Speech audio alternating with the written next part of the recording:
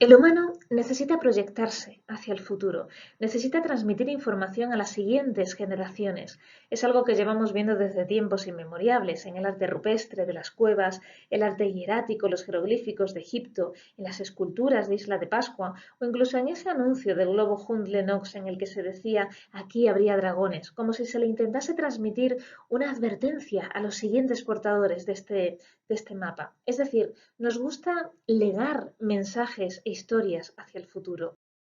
Quizás una de los máximos representantes de este tipo de legado son las cápsulas del tiempo. Se entienden como tal a frascos, lugares, almacenamiento de objetos con el objetivo de que se encuentren de forma imperturbable cuando sean descubiertos por parte de siguientes representantes de la humanidad. Tal vez un buen ejemplo es esta cripta de la civilización que estáis viendo en pantalla, que fue creada en el año 1939, con todo el conocimiento científico que se tenía hasta la época, pero también con algunas curiosidades como el pato Donald, maniquíes de hombre, de mujer o cintas de cine. La pregunta que podemos hacernos es si se escogieron estos objetos y no otros, ¿se podría estar transmitiendo una imagen sesgada de lo que era la humanidad? Es más, si fueron seleccionados únicamente por dos personas, las que estáis viendo en pantalla, su visión y su ideología puede influir a la hora de ese mensaje que dentro de milenios podría ser descubierto por otra generación. ¿Qué tipo de mensaje queremos estar transmitiendo hacia el futuro y qué responsabilidad tenemos sobre cómo decidir ese mensaje? Esta pregunta todavía adquiere mayor sentido cuando somos capaces de descubrir el mundo, el universo, cuando conquistamos el espacio a través de la creación de sondas espaciales. A este proceso en el que estamos mandando cápsulas del tiempo, mensajes embotellados, por así decir, al espacio exterior, se le denomina comunicación interestelar. Los dos organismos que actualmente llevan a cabo este tipo de comunicación interestelar son el SETI y el METI, que son el acrónimo de Search for Extraterrestrial Intelligence o METI, Messages to Extraterrestrial Intelligence. Las preguntas que se han hecho distintos autores a lo largo de los años es, ¿puede que los mensajes interestelares a través de radio sean nuestro único y probablemente mejor intento o forma de comunicarnos con otras civilizaciones alienígenas? Y dado que el retraso de la comunicación por culpa de la distancia puede ser considerable, el contenido que vayamos a transmitir es muy importante. La posibilidad de contacto puede que solo ocurra una vez y deberíamos no desperdiciarla. Fijaos qué compromiso y qué responsabilidad estamos teniendo si solo tenemos un intento para enviar información al exterior. Tenemos, por tanto, que hacer un ejercicio de representatividad y de responsabilidad para saber qué poner en él. De hecho, en el año 2021, Capova se preguntaba, ¿cómo representamos nuestras formas de vida para otras formas de vida que simplemente imaginamos, que se separan de nosotros por el tiempo, por el espacio, por factores culturales o biológicos? Esto es como si nos estuviésemos preguntando qué es el ser humano y cómo es la vida en la Tierra. Pues de esto es de lo que vamos a hablar hoy. Por eso he titulado la charla Next Human hacia una definición interdisciplinar y pluralista del ser humano. Me gustaría centrarme en concreto en el primer mensaje que se envió al espacio como una forma de comunicación interestelar, que fue esta placa que estáis viendo aquí, la placa Pioneer, puesto que se adhirió a la sonda Pioneer 10. Yo soy Nereida Buenoguerra y pertenezco al Departamento de Psicología de la Universidad Pontificia Comillas de Madrid. La sonda Pioneer era especialmente interesante, la Pioneer 10, porque se trataría del primer objeto humano diseñado para viajar más allá del sistema solar. Incluso se creía que podría llegar a fotografiar Júpiter por primera vez, hecho que ocurrió, como estáis viendo en pantalla. Las imágenes han sido obtenidas de la Galería de Fotos de la NASA.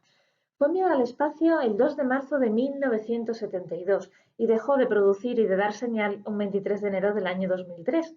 Si os dais cuenta, ahora en el año 2022 se cumplen 50 años desde que fue enviada al espacio esa placa que os enseñaba antes. La pregunta que me hago es, ¿volveríamos a enviar la misma placa con el mismo contenido a día de hoy? ¿O tal vez tendremos que hacer una reflexión sobre su contenido y sobre cómo fue escogido ese contenido para que no volvamos a cometer los quizá errores que se cometieron a la hora de hacer esta placa? Es muy importante ver quiénes fueron las personas que idearon esta placa y su contenido. Carl Sagan, por una parte, famoso astrónomo conocido como divulgador en la serie Cosmos, y Frank Drake, otro astrónomo muy famoso por su ecuación, en la que precisamente intentaba explorar el número de civilizaciones que podrían existir en el espacio exterior. Frank Drake también era el presidente de la asociación SETI que mencionaba anteriormente. Aquí tenemos una foto de Carl Sagan sujetando esa placa que se adhirió a la Pioneer 10. Y fijaos, tenía que condensar la humanidad en tan solo 15 por 22 centímetros. Era todo un reto. Esa placa estaba hecha de oro anodizado y estaba intentando contener el máximo de información posible.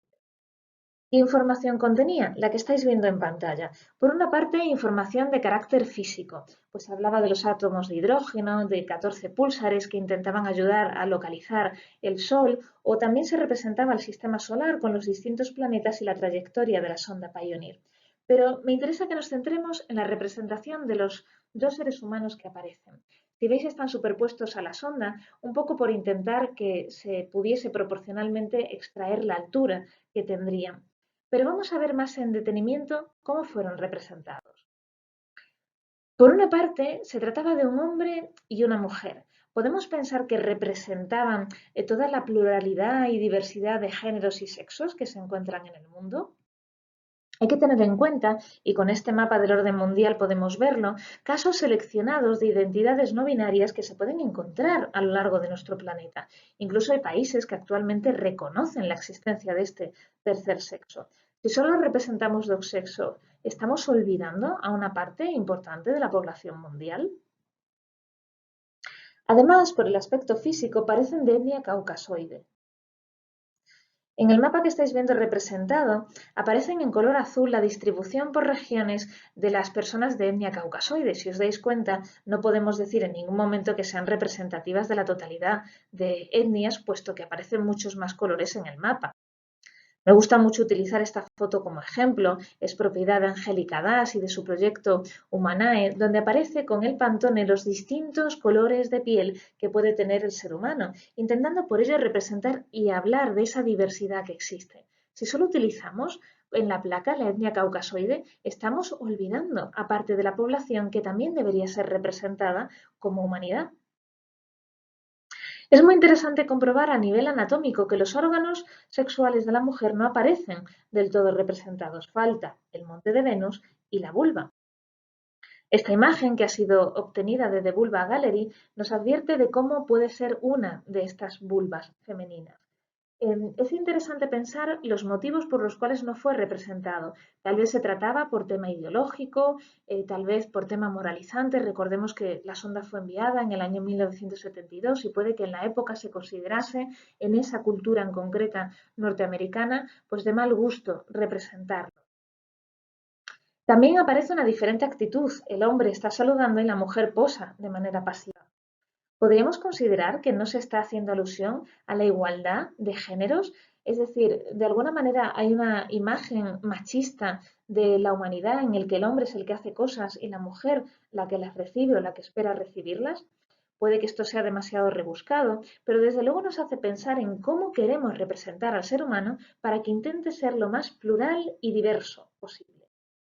Para ello quizá conviene tener en cuenta el background de las dos personas que idearon esta placa. Tanto Carl Sagan como Frank Drake eran hombres, seguramente cisgénero, heterosexuales, de una sociedad norteamericana.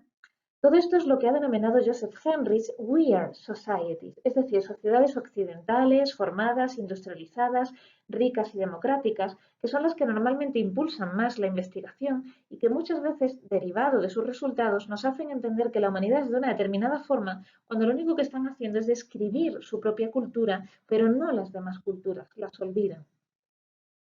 Además, quizá no se estaba teniendo en cuenta el Umwelt. El Umwelt es una palabra alemana que describe a las distintas formas perceptivas que tienen los seres vivos. Nosotros estaríamos utilizando una forma humana de representación de los humanos que podría no llegar a ser percibida por un distinto sistema perceptivo de otro ser vivo intergaláctico. Debería mostrar interés a ese concreto lugar de la placa, de la sonda, que es la placa, y no otras partes de la sonda. Debería tener algún sistema visual para poder percibirla. Debería tener el conocimiento y la tecnología suficiente. Quizás deberíamos intentar pensar otras maneras de transmisión que no fuesen específicamente humanas. Es por ello que en el año 1977 se intentan corregir algunos de estos errores en una nueva sonda, la sonda Voyager, a la que se adhiere de Golden Record, este vinilo de oro que contenía una cantidad de imágenes, de sonidos y de vídeos del planeta Tierra. En esta ocasión sí se intentó que fuese mucho más diverso. Estáis viendo en pantalla una serie de imágenes donde se representa ahora sí un Pantone mucho más diverso, construcciones diferentes de distintas poblaciones, incluso mujeres, hombres realizando distintas acciones, intentando una igualdad de géneros mayor. Es incluso curioso el guiño que se hace donde es ahora la mujer la que aparece saludando y no el hombre. ¿Qué ha pasado desde entonces? Desde esa sonda Pioneer 10 y desde esa sonda Voyager se han multiplicado los intentos por enviar mensajes al espacio. Estáis viendo, por ejemplo, representantes de mensajes como Morse, Arecibo, Cosmic Call. Lo importante de todos estos mensajes es que muchos de ellos han sido construidos de forma colaborativa. Estáis viendo una relación de mensajes, de años y de autores. Y es muy interesante comprobar que a partir del año 1999 empiezan a ser colectivos y no solo dos personas las que escogen el contenido de los mensajes que van a ser enviados al espacio. Por ejemplo, Cosmic Call tiene una perspectiva colaborativa desde el inicio. Se trataba de un grupo de personas denominado Team Encounter que pagaban una membresía a través de la cual les permitía poder escoger mensajes personales que podrían formar parte del mensaje final que se enviaría al espacio. Al final fueron mensajes de hasta 50 países los que fueron seleccionados, una mayor representatividad de lo que hemos visto antes. El Team Message fue un mensaje elaborado por, entre otras personas, adolescentes. Es muy interesante tener en cuenta una visión ontogénica de la vida. No son solo adultos los que están escogiendo qué mensaje enviar, sino personas que se encuentran en otros momentos de desarrollo vital. Y además se preocuparon por el umbil. Intentaron enviar el mensaje desde tres perspectivas diferentes: la artística, la lógica y la ingeniera. También en otros mensajes, como Message from Earth, se intentó tirar de redes sociales para así alcanzar a una mayor parte de la población. Es verdad que en otras ocasiones se han enviado incluso anuncios de snacks, como el de Doritos, lo que cabe preguntarse qué tipo de contenido es el que queremos enviar, si un contenido puramente comercial o quizás un contenido que hable mucho más de nuestra especie, más de carácter filosófico o descriptivo. A Simple Response to an LML Message contó con una diversidad asombrosa. Participaron personas de hasta más de 100 países, la mayor representatividad conseguida hasta el momento. Así pues, ¿cuál es el siguiente mensaje que queremos enviar al espacio y cómo debe ser configurado este mensaje? Si bien no me atrevería a decir el mensaje que tenemos que enviar, sí querría hacer alusión a cómo debería ser esa selección de personas representativas para que el mensaje fuese lo más plural, intentando conseguir que ese artículo 28 del capítulo 10 del Convenio de Oviedo, en el que se habla de la necesidad de un debate público, por fin se cumpliese.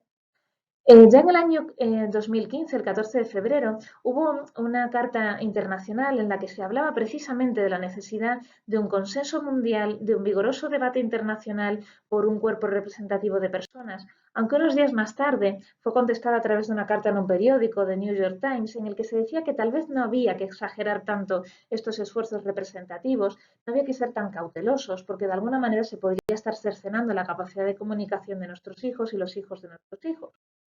Mi propuesta es que se tengan en cuenta para la elaboración de este mensaje a personas en distintos momentos ontogénicos o incluso en distintas condiciones del ser humano. Estoy hablando de tener en cuenta cyborgs, personas humanas que ya no se consideran humanas sino transhumanas, niños, es decir, momentos distintos evolutivos de la vida, mujeres embarazadas, personas con diversidad funcional o diversidad sexual o personas al final de su vida, puesto que todas estas conseguirán dar una visión mucho más plural.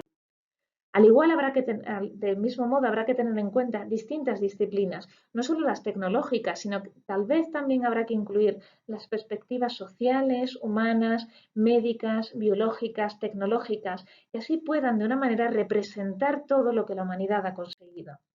Solo de esta forma podremos lograr que el humano que estemos enviando al universo por fin sea universal. Esta es mi propuesta, espero que os haya gustado, espero vuestros comentarios. Tenéis en la pantalla mi correo electrónico. Muchas gracias.